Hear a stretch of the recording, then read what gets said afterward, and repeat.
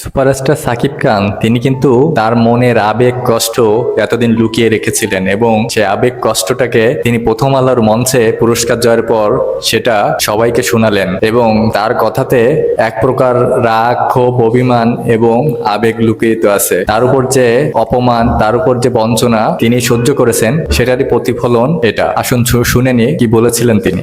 হতাশ হয়ে যেতাম, ভাবতাম যে সত্যি হয়তো বা আমাকে দিয়ে আর কিছুই হবে না। আপনাদের হয়তো কারো কারো মনে থাকতে পারে কিছুদিন আগে হয়তো বা সাম ডিজাস্টারের কারণে মনে আমেরিকা থেকে যখন এসেছি, নিজের আপন মানুষকেই বলতে শুনেছি, তোমার দিন শেষ Shakib, you are dead horse.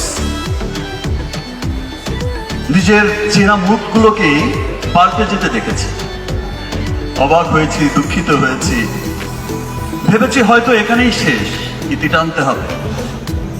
আবার ভেবেছি যাওয়ার আগে লাস্ট একটা ট্রাই তো করে যাই, এতগুলো বছর মানুষগুলো আমাকে ভালোবাসলো, একটা ট্রাই করে যাই, না হলে চলে যাবো, ছেড়ে দেবো চলচ্চিত্র।